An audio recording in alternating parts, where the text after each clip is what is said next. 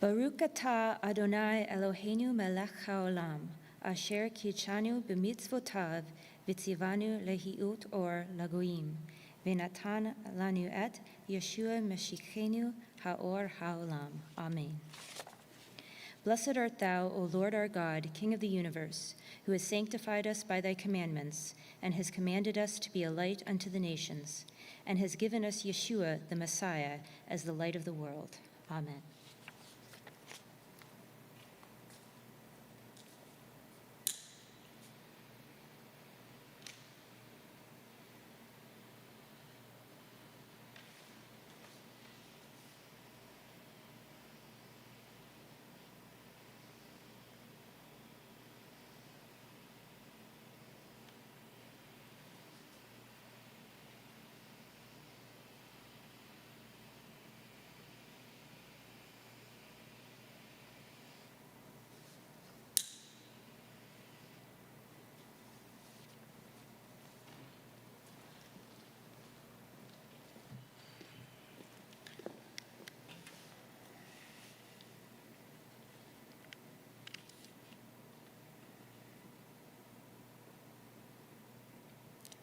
Baruch et Adonai Hamvorach.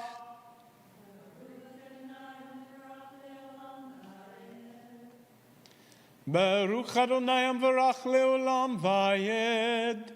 Baruch atah Adonai Eloheinu melech haolam, asher bakar banu mekol ha'amim, v'natan lanu et Torato.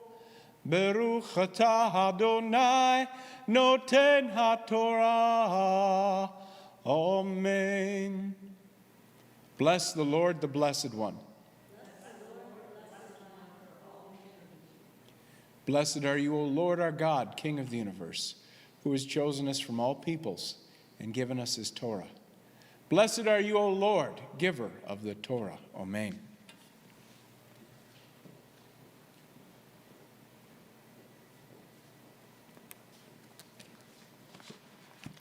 Parsha 36, Baha Alotcha, when you set up, Numbers 8, 1 to 12, 16.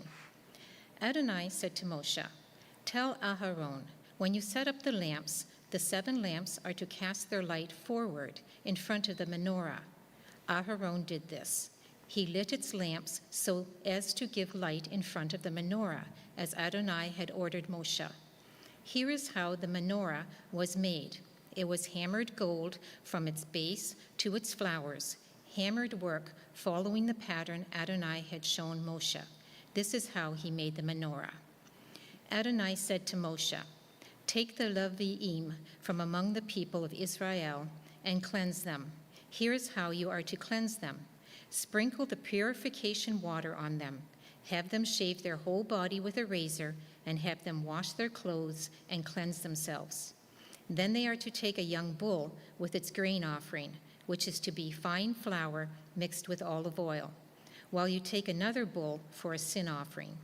You are to cleanse the Leviim in front of the tent of meeting and assemble the entire community of the people of Israel. You will present the Leviim before Adonai. The people of Israel will lay their hands on the Leviim, and Aharon will offer the Leviim before Adonai as a wave offering from the people of Israel, so that they may do Adonai's service. The Leviim will lay their hands on the heads of the bulls.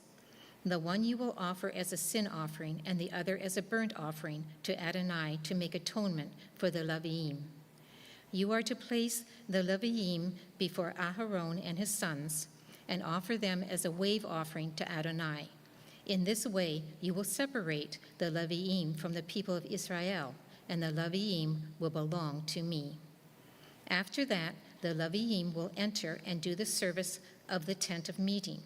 You will cleanse them and offer them as a wave offering, because they are entirely given to me from among the people of Israel. I have taken them for myself in place of all those who came first out of the womb, that is, the firstborn males of the people of Israel. For all the firstborn among the people of Israel are mine, both humans and animals. On the day I struck all the firstborn in the land of Egypt, I set them apart for myself. But I have taken the Leviim in place of all the firstborn among the people of Israel, and I have given the Leviim to Aharon and his sons from among the people of Israel to do the service of the people of Israel in the tent of meeting and to make atonement for the people of Israel, so that no plague will fall on the people of Israel in consequence of their coming too close to the sanctuary. This is what Moshe, Aharon, and all the community of the people of Israel did to the Leviim. The people of Israel acted in accordance with everything that Adonai had ordered Moshe in regard to the Leviim. The Leviim purified themselves and washed their clothes. Then Aharon offered them as a holy gift before Adonai and made atonement for them in order to cleanse them. After that, the Leviim came to do their service in the tent of meeting in front of Aharon and his sons. They acted in accordance with Adonai's orders to Moshe in regard to the Leviim. Adonai said to Moshe, "Here are the instructions concerning the Leviim. When they reach the age of 25, they are to begin performing their duties, serving in the tent of meeting. And when they reach the age 50, they are to stop performing this work and not serve any longer. They will assist their brothers who are performing their duties in the tent of meeting, but they themselves will not do any of the work. This is what you are to do with the Leviim in regard to their duties."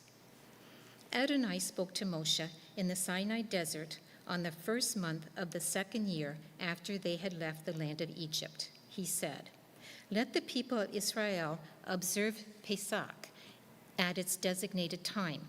On the 14th day of this month at dusk, you are to observe it at its designated time. You are to observe it according to all its regulations and rules." Moshe told the people of Israel to observe Pesach. So they observed Pesach at dusk on the 14th day of the month in the Sinai desert. The people of Israel acted in accordance with all that Adonai had ordered Moshe.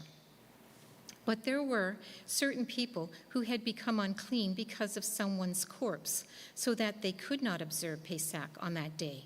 So they came before Moshe and Aharon that day and said to him, "We are unclean because of someone's corpse. But why must we be kept from bringing the offering for Adonai at the time designated for the people of Israel?" Moshe answered them, "Wait, so that I can hear what Adonai will order concerning you."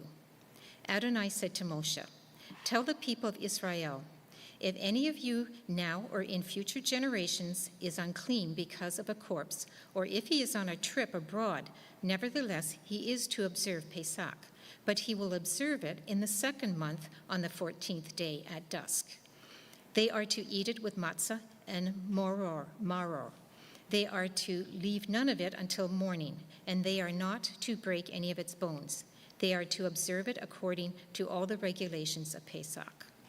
But the person who is clean and not on a trip, who fails to observe Pesach, will be cut off from his people because he did not bring the offering for Adonai at its designated time. That person will bear the consequences of his sin. If a foreigner is staying with you and wants to observe Pesach for Adonai, he is to do it according to the regulations and rules of Pesach. You are to have the same law for the foreigner as for the citizen of the land." On the day the tabernacle was put up, the cloud covered the tabernacle, that is, the tent of the testimony. And in the evening over the tabernacle was what appeared to be fire, which remained until morning. So the cloud always covered it, and it looked like fire at night. Whenever the cloud was taken up from above the tent, the people of Israel continued their travels, and they camped wherever the cloud stopped. But at the order of Adonai, the people of Israel traveled. At the order of Adonai, they camped. And as long as the cloud stayed over the tabernacle, they stayed in camp. Even when the cloud remained on the tabernacle for a long time, the people of Israel did what Adonai had charged them to do and did not travel. Sometimes the cloud was a few days over the tabernacle. According to Adonai's order, they remained in camp, and according to Adonai's order, they traveled. Sometimes the cloud was there only from evening until morning, so that when the cloud was taken up in the morning, they traveled. Or even if it continued up both day and night, when the cloud was up, they traveled. Whether it was 2 days, a month, or a year that the cloud remained over the tabernacle, staying on it, the people of Israel remained in camp and did not travel. But as soon as it was taken up, they traveled. At Adonai's order, they camped, and at Adonai's order, they traveled. They did what Adonai had charged them to do through Moshe. Adonai said to Moshe, "Take 2 trumpets, make them of hammered silver.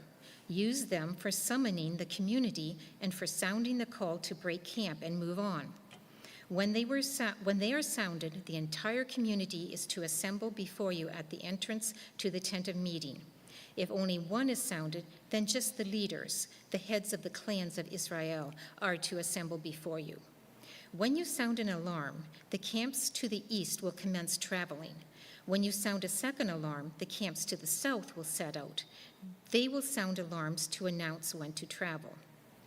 However, when the community is to be assembled, you are to sound, but don't sound an alarm.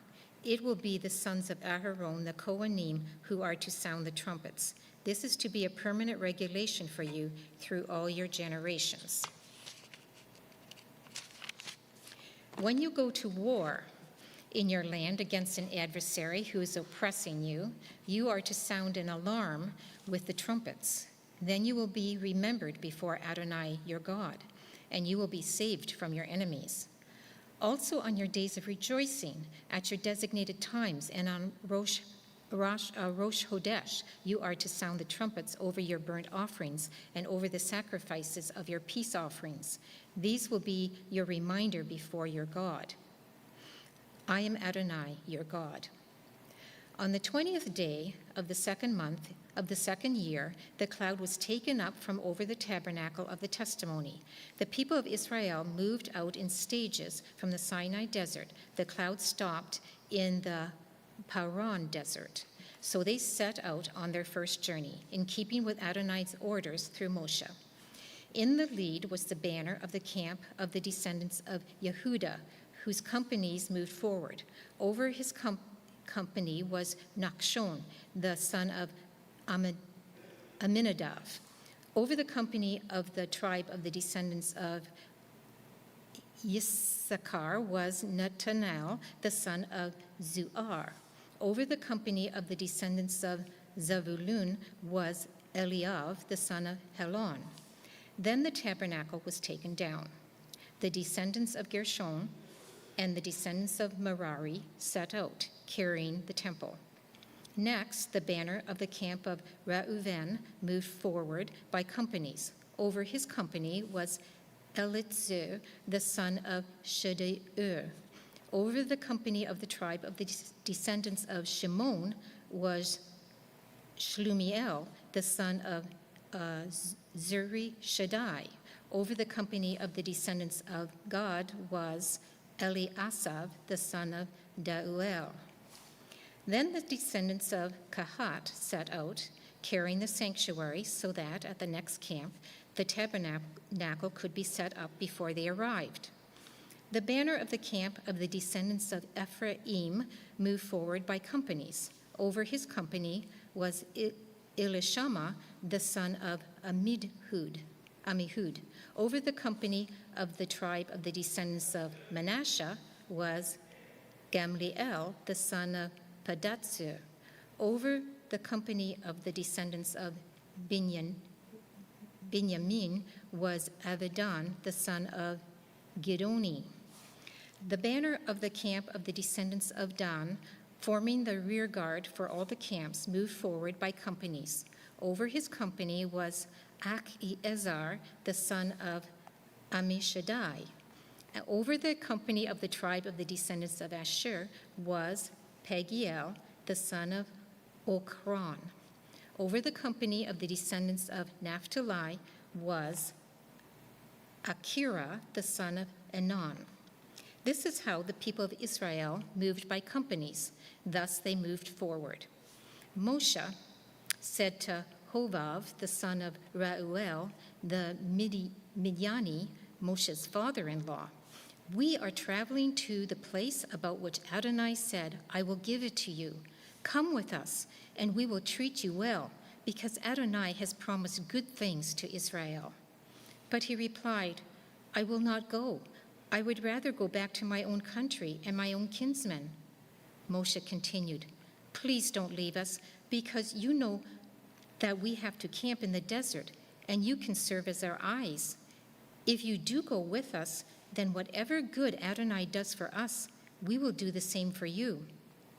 So they set out from Adonai's mountain and traveled for 3 days. Ahead of them on this 3-day journey went the ark of Adonai's covenant, searching for a new place to stop. The cloud of Adonai was over them during the day as they set out from the camp. When the ark moved forward, Moshe said, "Arise, Adonai, may your enemies be scattered. Let those who hate you flee before you." When it stopped, he said, "Return, Adonai of the many, many thousands of Israel." But the people began complaining about their hardships to Adonai. When Adonai heard it, his anger flared up, so that fire from Adonai broke out against them and consumed the outskirts of the camp. Then the people cried to Moshe. Moshe prayed to Adonai, and the fire abated. That place was called Taberah, burning, because Adonai's fire broke out against them. Next, the mixed crowd that was with them grew greedy for an easier life, while the people of Israel, for their part, also renewed their weeping and said, "If only we had meat to eat. We remember the fish we used to eat in Egypt. It cost us nothing, and the cucumbers, the melons, the leeks, the onions, the garlic. But now we're withering away. We have nothing to look at but this manna." The manna, by the way, was like coriander seed and white like gum resin. The people would go out gathering it and would grind it up in mills or pound it to paste with mortar and pestle. Then they would cook it in pots and make it into loaves that tasted like cakes baked with olive oil. When the dew settled on the camp during the night, the manna came with it. Moshe heard the people crying, family after family, each person at the entrance of his tent. The anger of Adonai flared up violently, and Moshe too was displeased. Moshe asked Adonai, "Why are you treating your servant so badly? Why haven't I found favor in your sight so that you put the burden of this entire people on me? Did I conceive this people? Was I their father, so that you tell me, 'Carry them in your arms, like a nurse carrying a baby, to the land you swore to their ancestors'? Where am I going to get meat to give this entire people? Because they keep bothering me with their crying and saying, 'Give us meat to eat.' I can't carry this entire people by myself alone. It's too much for me. If you are going to treat me this way, then just kill me outright. Please, if you have any mercy on me, and don't let me go on being this miserable." Adonai said to Moshe, "Bring me 70 of the leaders of Israel, people you recognize as leaders of the people and officers of theirs.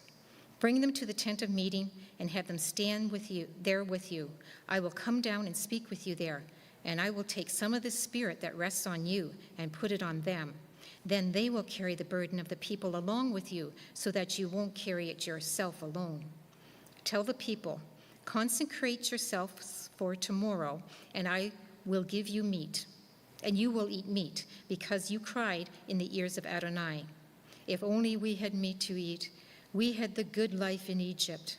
All right, Adonai is going to give you meat, and you will eat it. You won't eat it just one day, or 2 days, or 5, or 10, or 20 days, but a whole month, until it comes out of your nose and you hate it, because you have rejected Adonai, who is here with you, and distressed him with your crying and asking, 'Why did we ever leave Egypt?' But Moshe said, 'Here I am with 600,000 men on foot, and yet you say, I will give them meat to eat for a whole month? If whole flocks and herds were slaughtered for them, would it be enough? If all the fish in the sea were collected for them, would even that be enough?' Adonai answered Moshe, 'Has Adonai's arm grown short? Now you will see whether what I said will happen or not." Moshe went out and told the people what Adonai had said. Then he collected 70 of the leaders of the people and placed them all around the tent. Adonai came down in the cloud, spoke to him, took some of the Spirit that was on him, and put it on the 70 leaders. When the Spirit came to rest on them, they prophesied. Then, but not afterwards. There were 2 men who stayed in the camp, one named Eldad and the other named Medad, and the Spirit came to rest on them. They were among those listed to go out to the tent, but they hadn't done so, and they prophesied in the camp. A young man ran and told Moshe, "Eldad and Medad are prophesying in the camp." Yehoshua, the son of Nun, who from his youth up had been Moshe's assistant, answered, "My lord, Moshe, stop them." But Moshe replied, "Are you so zealous to protect me? I wish all of Adonai's people were prophets. I wish Adonai would put his Spirit on all of them." Moshe and the leaders of Israel went back into the camp, and Adonai sent out a wind which brought quails from across the sea and let them fall near the camp, about a day's trip away on each side of the camp and all around it, covering the ground to a depth of 3 feet. The people stayed up all that day, all night, and all the next day gathering the quails. The person gathering the least collected 10 heaps. Then they spread them out for themselves all around the camp. But while the meat was still in their mouth, before they had chewed it up, the anger of Adonai flared up against the people, and Adonai struck the people with a terrible plague.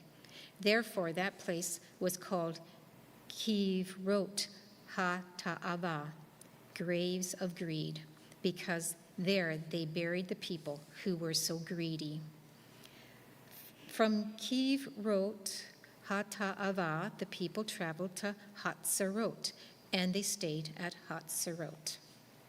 Miriam and Aharon began criticizing Moshe on account of the Ethiopian woman he had married, for he had in fact married an Ethiopian woman. They said, "Is it true that Adonai has spoken only with Moshe? Hasn't he spoken with us too?" Adonai heard them. Now this man Moshe was very humble, more so than anyone on earth. Suddenly Adonai told Moshe, Aharon, and Miriam, "Come out, you 3, to the tent of meeting." The 3 of them went out. Adonai came down in a column of cloud and stood at the entrance of the tent. He summoned Aharon and Miriam. Aharon and Miriam, and they both went forward. He said, "Listen to what I say. When there is a prophet among you, I, Adonai, make myself known to him in a vision. I speak with him in a dream. But it isn't that way with my servant Moshe. He is the only one who is faithful in my entire household. With him I speak face to face and clearly, not in riddles. He sees the image of Adonai. So why weren't you afraid to criticize my servant Moshe?" The anger of Adonai flared up against them, and he left. But when the cloud was removed from above the tent, Miriam had Za'arat, as white as snow. Aharon looked at Miriam, and she was as white as snow. Aharon said to Moshe, "Oh, my Lord, please don't punish us for this sin we committed so foolishly. Please don't let her be like a stillborn baby with its body half eaten away when it comes out of its mother's womb." Moshe cried to Adonai, "Oh God, I beg you, please heal her." Adonai answered Moshe, "If her father had merely spit in her face, wouldn't she hide herself in shame for 7 days? So let her be shut out of the camp for 7 days. After that, she can be brought back in." Miriam was shut out of the camp for 7 days, and the people did not travel until she was brought back in. Afterwards, the people went on from Hatzerot and camped in the Paran desert.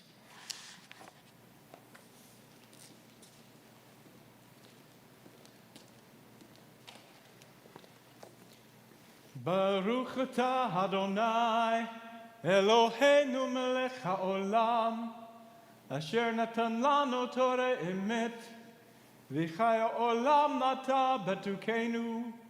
Baruch atah Adonai, noten haTorah. Amen. Blessed are you, O Lord, our God, King of the universe, who has given us a Torah of truth and has planted eternal life in our midst. Blessed are you, O Lord, giver of the Torah. Amen.